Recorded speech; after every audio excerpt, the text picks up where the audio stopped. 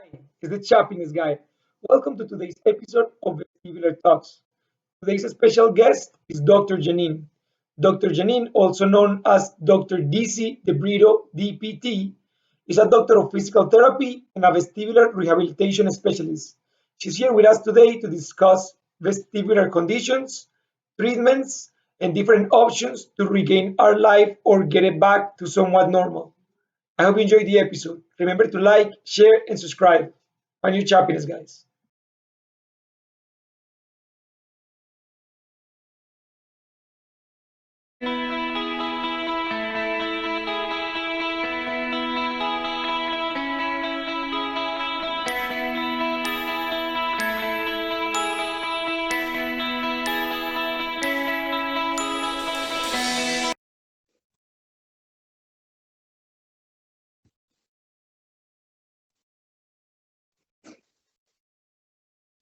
All right, Dr. Janine, how are you today?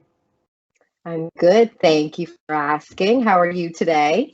I'm great. I'm great. I'd like to thank you for this opportunity to be here together discussing or raising vestibular awareness. So thank you very much. Thank you for having me. September is one of my favorite times of year for different reasons than other people may think. If you don't know about vestibular or you're in the vestibular world, you don't recognize that September is a big month for vestibular awareness and fall awareness. So Yes, I love yes. September. You're right. I also love September for the same reasons, but also because my son was born in September. So Happy birthday to your son. Another thank reason to like September. I'll let him know. Yeah, he just turned 15 years old. Wow. You Yeah. don't look like you can have a 15-year-old son. I'm just going to say that there. Thank you, appreciate it. Dr. Janine, let's start by telling us a little bit about who you are and how you got involved with the vestibular rehabilitation. Sure. So I am a doctor of physical therapy, and I am also a certified vestibular rehab specialist. I've been specializing in vestibular rehab for the past 13 years, and I've been a therapist for about 16 years now. And early on in my career, I had the opportunity to work in a balance clinic at a large outpatient rehab facility. And I worked very closely with an otoneurologist, who is a neurologist that specializes in disorders of dizziness and imbalance of the inner ear and the brain. And from that point, just being in that clinic and being surrounded by patients that had these types of symptoms and dysfunctions, I just saw a need for more specialty in this area because there's not a lot of us out there, as you probably already know.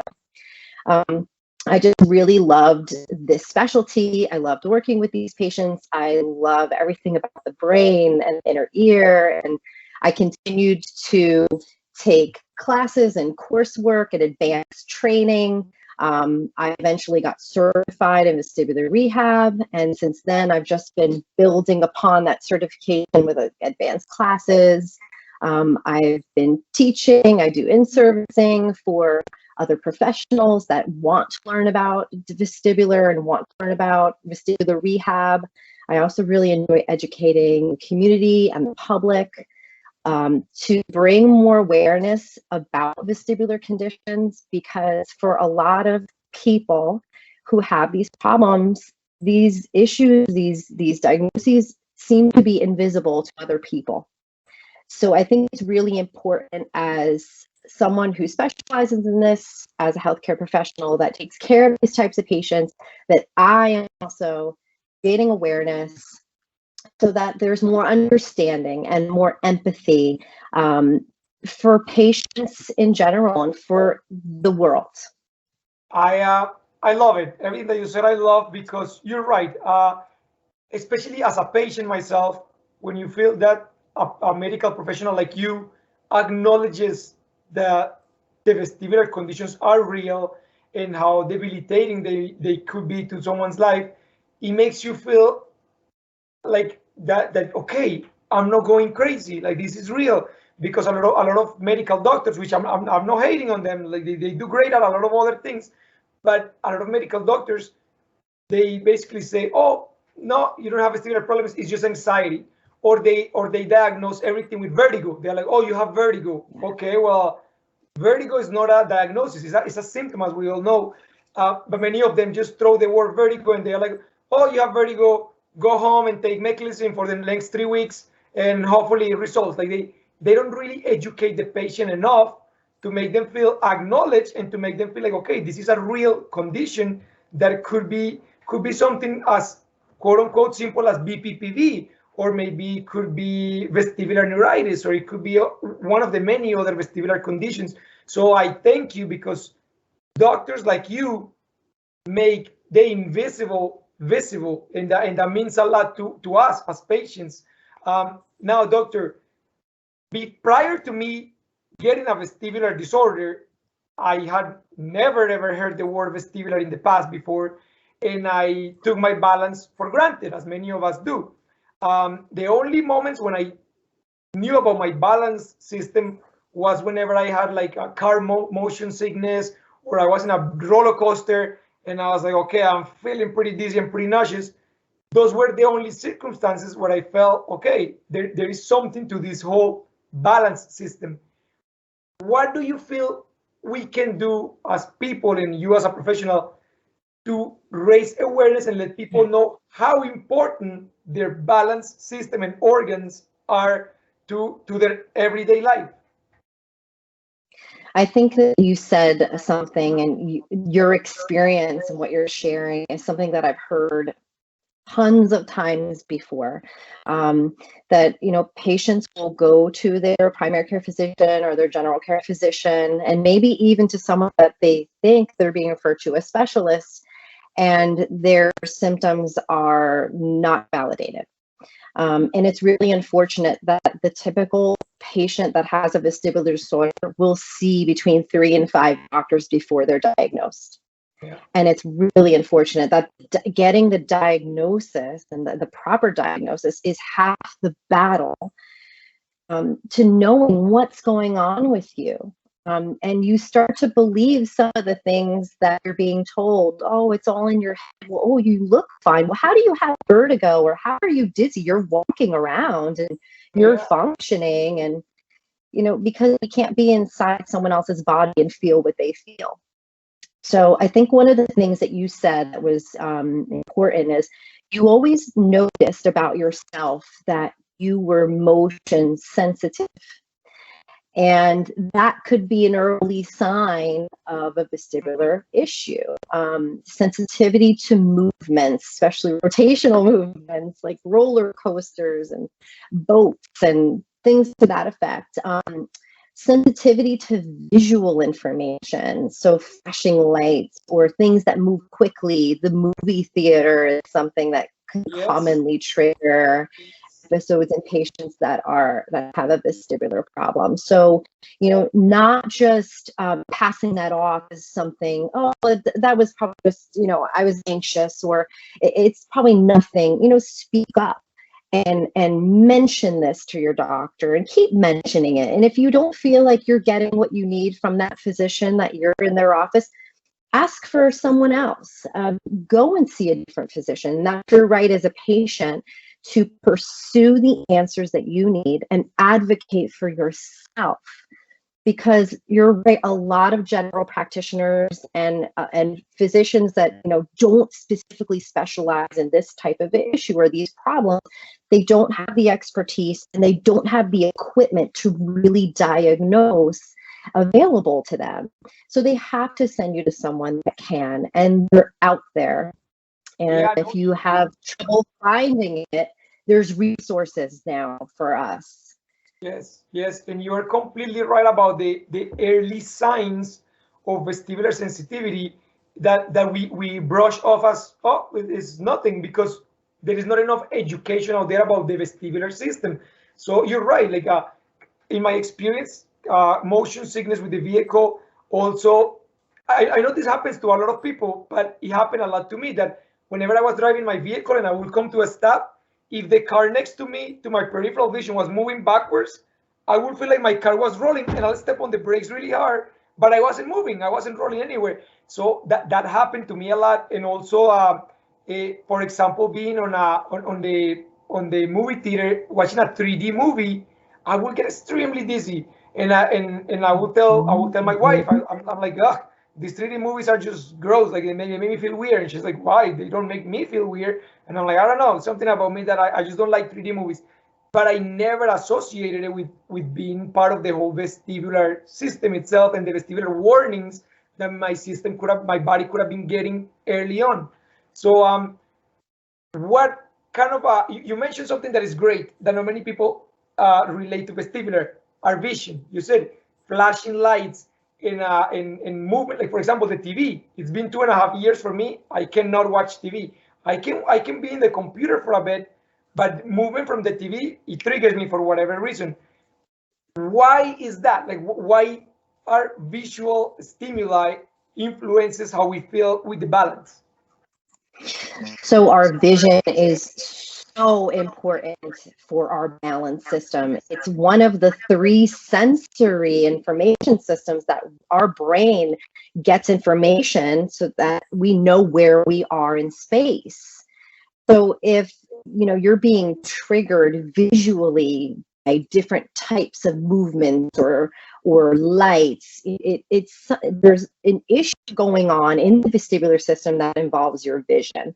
And we do in vestibular rehab, we do training for that to desensitize that part of the system and then allow you to see and experience things like that without having those intense symptoms that you do bring on.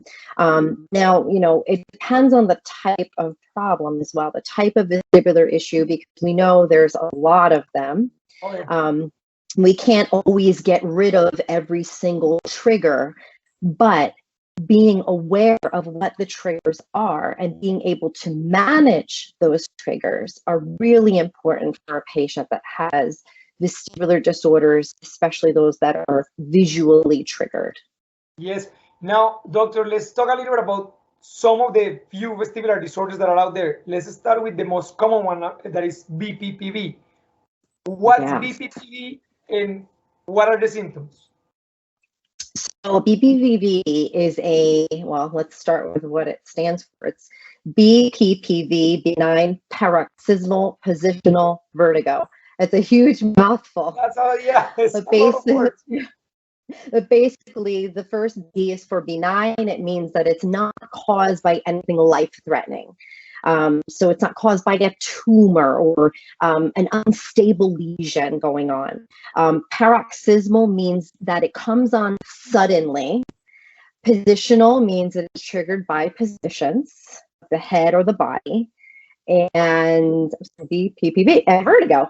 Vertigo is a spinning type of dizziness. So vertigo, like you said, it's not a diagnosis. It is a symptom. It's a symptom of a vestibular disorder, and it's one of the most common symptoms that you can have.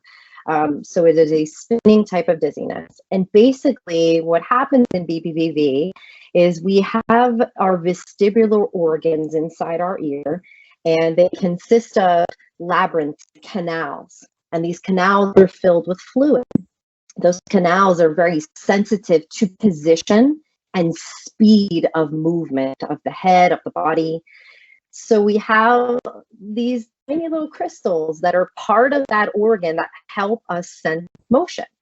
It's part of the mechanism. Those crystals can become dislodged and then go into a place inside one of the canals, or there's actually 3 of them. It can go in any of them, and then cause a disruption. Cause the disruption of your sense to know where you are. As you move, the debris or the crystals move in those canals, and it makes you feel a false sense of spinning. And that's the most common feeling. We actually find that in patients who are older, the elderly patients that get BPPV, they not only can feel like they're spinning, but they can feel like they're very steady. So off balance. That's what they usually describe. BPPV can be, as you mentioned, like it can just happen on its own, But I've also heard of people that have had like a whiplash from a vehicle accident or a concussion because something hit them in the head, and this triggers these symptoms. Is it because the blow to the head or the impact or the hard movement helps those little rocks travel or crystals across the whole system, or what is it about the Yes, movement that causes it? you're right. You've said it right there. So concussion, head injuries, falls. That is one of the most common reasons that you can get BPPV. Yes, you can just get it for no reason, but that is the other most common reason to acquire BPPV. So yes, whiplash injuries, concussions, head injuries, falls. There are also several other comorbidities, so other health issues that someone can have that make them more susceptible to having BPPV. Cardiovascular disease is one of them. Okay. Migraines, vestibular migraines is another. People who have diabetes, it's another very common comorbidity to have. So these are just things that we can look at, in a patient, looking at their history, looking at them as a full, person, as a total person, and every part of them that could be contributing to this, and really then determining the best plan of care for them to manage this. Because BPPV can come and go. Once you've had it one time, it can come back. And if you do have another disease or comorbidity as well, then you're at higher risk for those reoccurrences. Thank you for saying that. That was going to be my next question. I was going to say, if someone has, let's say, vestibular migraines, Meniere's disease, for example, could they also be affected by BPPV? And you just, Yes. yes. Uh, Yes. Now, doctor, let's get into the good news of BPPV. It's often easily treated by a professional that has the knowledge to treat it. How do we treat it? So BPPV is treated with special repositioning maneuvers. And you have to first find out the correct ear that the BPPV is affecting and the canal in which the crystals have been dislodged. So we have 3 canals on the right and 3 canals on the left. And you have to go to someone that really can identify the correct side and the correct canal to then pick the proper repositioning maneuver. The other thing is, BPPV can affect more than one canal, and you can have BPPV bilaterally. So it's important to really find someone that understands that and will know how to proceed with treatment so that the patient's getting the optimal effects of each treatment and you're resolving the symptoms as quickly as you can. Because BPPV not only creates vertigo, but it poses as a fall risk now for a patient who has BPPV because they can be very unsteady as well with these crystals stimulating a balanced organ and kind of throwing the system out of whack, we can say. Yes, doctor. Now, is it recommended, especially with this whole COVID situation, is it recommended to come and see a doctor of physiotherapy in person to get these adjustments or positioning, or could it be done via telehealth as well if somebody is not able to come to the clinic? Great question. So yes, you can treat BPPV virtually. There, of course, are limitations to that.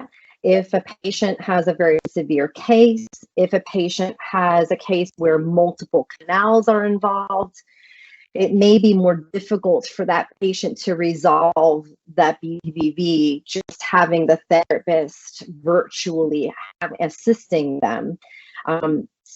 So, like I said, it can be done, and I have successfully treated patients virtually for BPPV, especially those, like you said, during COVID, where we were limited in the amount of contact we could have with each other, or patients that are just out of my region. I'm licensed in New Jersey as well. That's where I started my career. And I moved to Florida actually right before the pandemic. It's like I knew it was going to happen. Yeah. So I'm licensed in 2 states. So I have treated patients in New Jersey that couldn't come to Florida to see me, or I couldn't get to them. And it's been very successful. So if there is a case that the patient is not able to resolve virtually with me, because we have such a great network of clinicians that we know, being in the vestibular world as a vestibular rehab specialist, we have the Vestibular Disorders Association, we have the neurological physical therapy special interest group. We have all of these resources where we can find a therapist for a patient in their area. And if they're out of our state where we're licensed, we can help them find a therapist that way too. So even if we can't help them ourselves, there's always a way to find someone else that can do it. Yes, you're right. And something that I really like is that you're young, you're very passionate about speaking about these vestibular systems and the way how to help people suffering from vestibular conditions.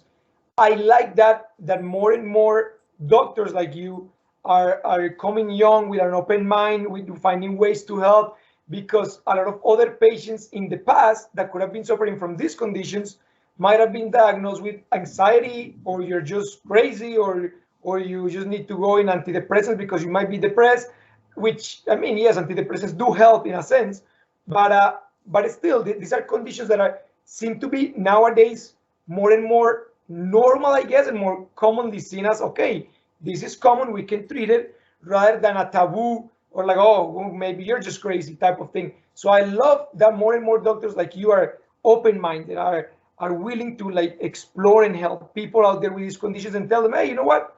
Yes, this is inconvenient and debilitating for sure, but we can find ways to treat it and hopefully resolve it. So yeah, you're changing and bettering lives whether you know it or not. It's you're doing a good thing out there. So that's great. Uh, Now, Thank doctor, you. yes, doctor. Now let's discuss other conditions. The second one that is often thrown out there by doctors is Meniere's disease. As soon as you said that you have vertigo, they're like, oh, you have Meniere's disease. And let's go side by side also with vestibular migraines, for example. These things are things that are, how would I say, like they are more difficult to treat than BPPV.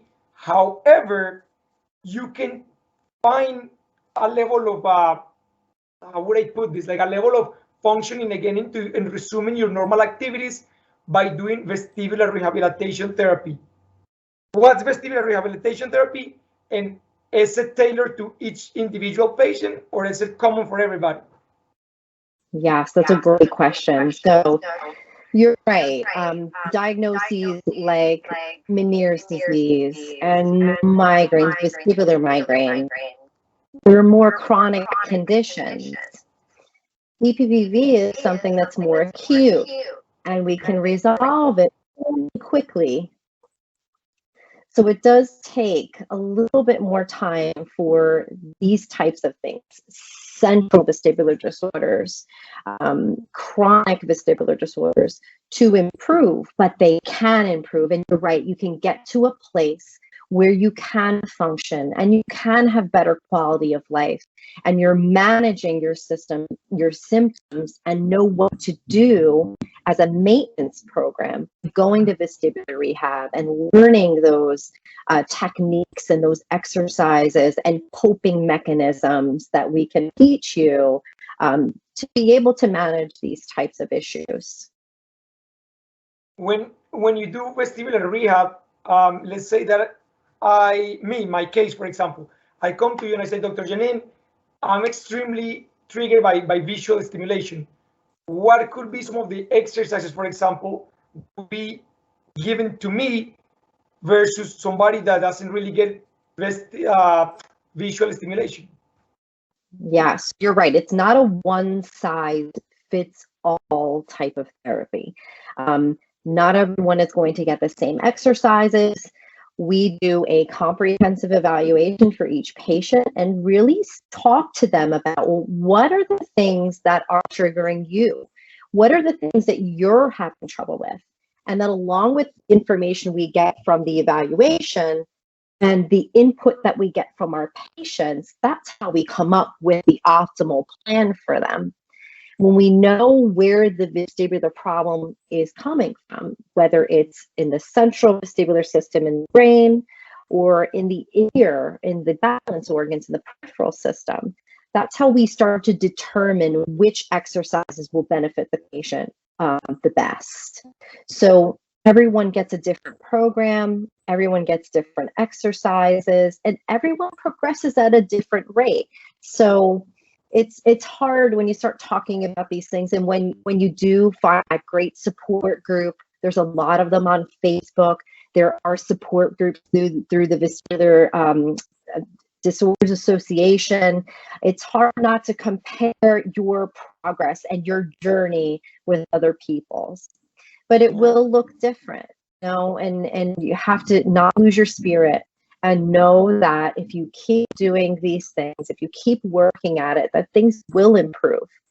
Now, with certain types of conditions, like you mentioned, Meniere's disease, it's a chronic condition. There can be what we call exacerbations or attacks. So you could be going to vestibular rehab and have achieved all of your goals and you're discharged and you're doing a program on your own, but then you have an exacerbation and there's another attack and you feel like you're knocked backwards 5 steps.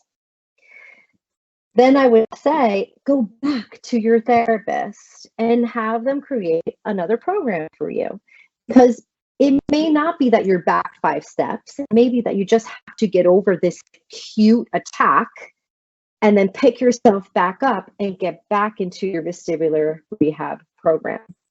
And put yourself in a place where you are functioning again like you were before.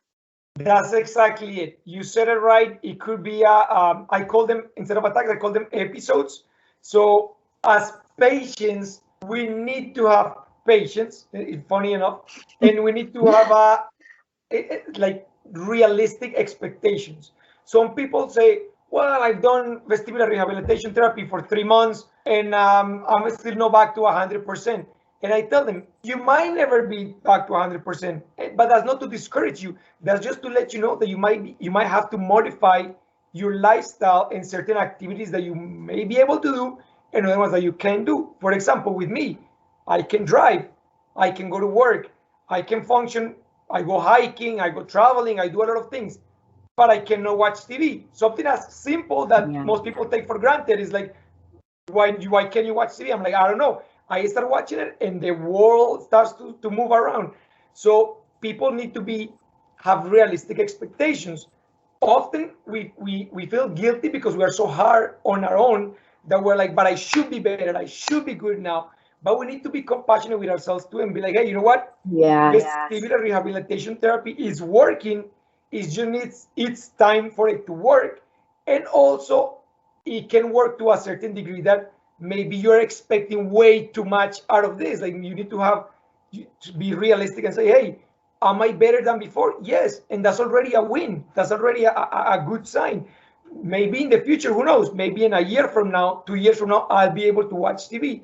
But it's just being patient with it and being grateful about the things that I'm able to finally do now versus what I couldn't do 2 years ago when the episodic attack was so chronic that I was crawling around my house, trying to find a wall, trying to find places to balance myself. So I do believe that having realistic expectations and patience are a huge part of your recovery process. Yes, you said it. Having compassion for yourself and celebrating those small victories, because in the end, when they pile up all together, it's a huge victory. And for someone that may get better in 3 months, your journey may be 6 months. So you're right. Don't compare your journey to someone else's and your particular problem to someone else's, because it may not be exactly the same. I think that that's an important point that you said. Awesome. Dr. Janine, what does the future hold for Dr. Janine? So we moved to Florida in January of 2020. And because of the pandemic, I hadn't started working when I first came down here because everything shut down and everything was delayed. And so I've gone back to work as of this past spring, and I'm just loving treating again, and I'm building a practice right now. So I'm hoping to continue doing that. I am doing mobile physical therapy where I actually go to people's homes, their offices, their gyms, wherever they need me, which I find is a really good model for patients who are dizzy, because as you know, it's hard to drive when you're feeling that way. And then even after therapy, sometimes because the therapy tends to stimulate the system in order to improve symptoms over time, a lot of times patients are, having to wait till their symptoms come down to then drive back home or have someone else try them. Yeah. So I found that this model really works, and I'm really enjoying doing therapy this way for the people in South Florida here. No, it's really nice. And the main thing, Dr. Janine, the fact that you validate their symptoms as real, that makes a huge difference in someone's life, because the symptoms with these vestibular conditions are so crazy that you do feel like you're losing your mind. Like you like when I used to go to my family, I'm like, first of all, I feel dizzy all the time.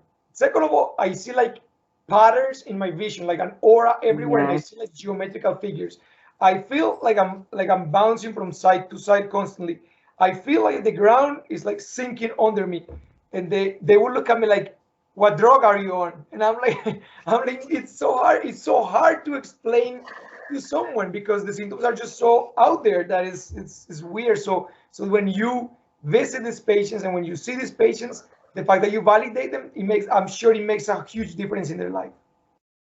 Yes, and I think it's relieving for patients to hear that when you come to them and you're treating them after they've seen 5 other healthcare professionals that have not been able to help them or to diagnose them, or they've finally gotten a diagnosis after so long of suffering. I think it's a relief for them that, their symptoms are validated because they've been telling everyone around them who doesn't experience this and trying to get them to understand, and they don't, and they can't. So I think it's really important too, when I see a patient for the first time, or I'm getting to know them and their family members, or their caregivers, or they're the people that have been supporting them in this, that I also educate them. And I provide them with resources and easy to read resources for them to understand what their loved one has been going through. So I'll often, guide them to the Vestibular Disorders Association, to the various articles that are there, so that they can better explain, the patients can better explain to family members, and then the family members can read up and understand what exactly has been going on whole time with their loved one. You're right, and it's especially very important. Now that the Vestibular Disorders Association has the Life Rebalance Chronicles out, I don't know if you had a chance to watch a couple of the episodes, but even friends of mine that they know I have a vestibular condition, now that they watch the episodes, they are like, "Holy crap, man! We didn't really understand the extent of how this can affect someone's life."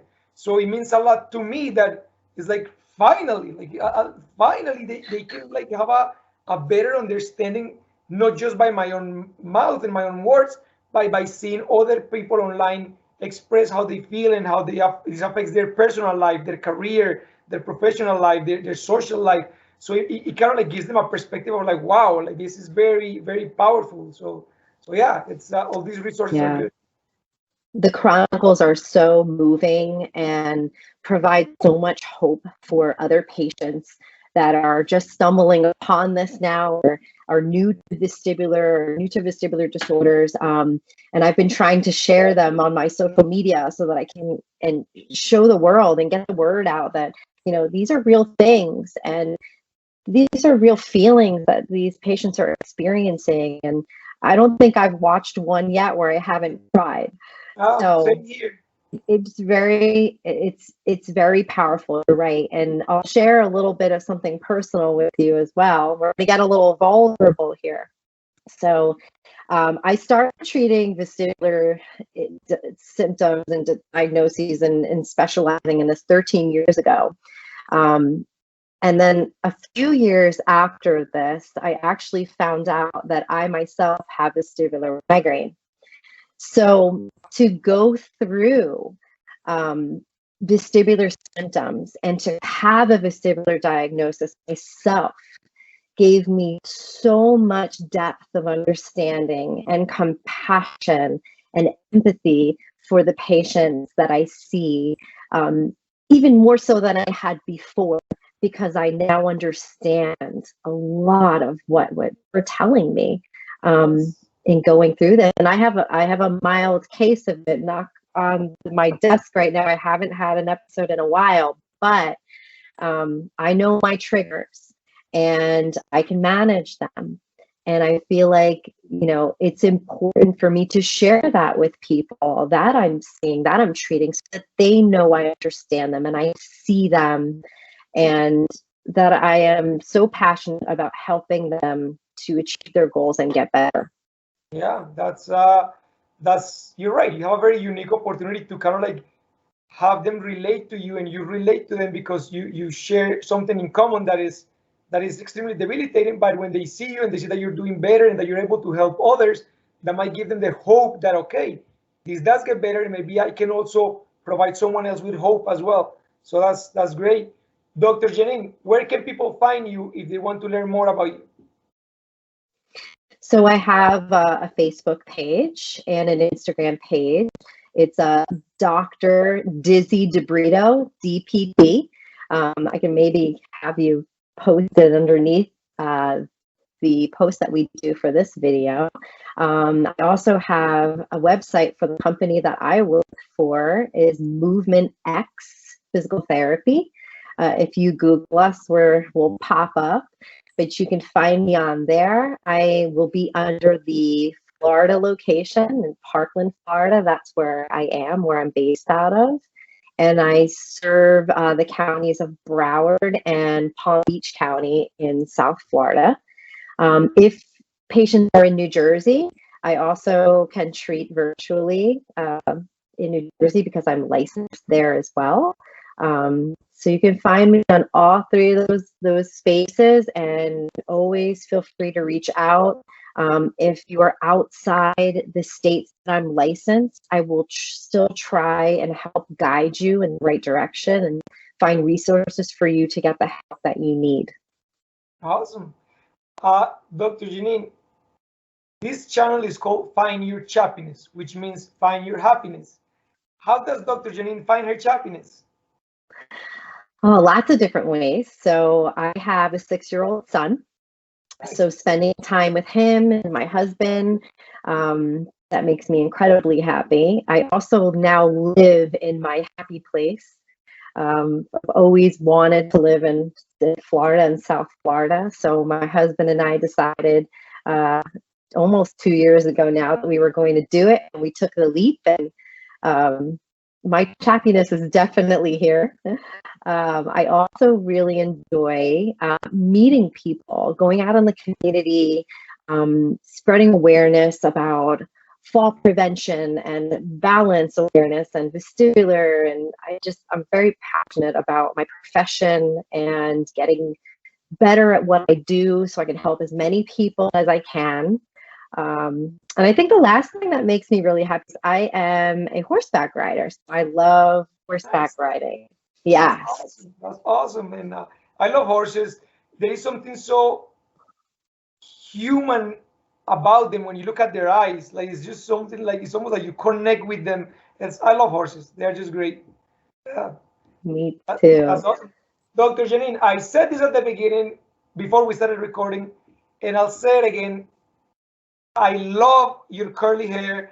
I don't know if you have Latina in you or Italian in you, but I just love those beautiful curls. Like, keep it up. It looks fantastic. Thank you. I am actually Portuguese Oh, from nice. Portugal. My both sides of my family, my father and my mother are both Portuguese. So that's where I think it comes from. My great great grandmother had really curly hair. No, it looks fantastic. It looks amazing. So good job. All right, Dr. Thank Janine. you. It's been an absolute pleasure talking to you. And I hope we can do this sometime again in the future to catch up again. And if you guys ever come to Canada, please make sure to say hello because Canada is a beautiful place. Thank you. Johan, I just want to tell you that um, I really enjoyed listening to your story, and I applaud you for sharing it with the world and for other patients like you that have been experiencing these type of problems and these issues and everything that goes along with it, because it's so empowering to see how far you've come in your own healing journey, because you're inspiring other people to do the same thing. So it was a pleasure to speak with you. I hope we can do it again. And thank you for what you're doing. Thank you. That's very humbling. And you almost made me cry, and I don't want to cry. I cry about everything, so don't make me cry. uh, It's a good thing. yeah, I think so too. I think my family says that it makes me more honest. The fact that I cried about things. So yeah, awesome. Well, Dr. Janine, it's been an absolute pleasure. We chat again soon. All right. Take care. Thanks a lot. Ciao. Bye. Bye.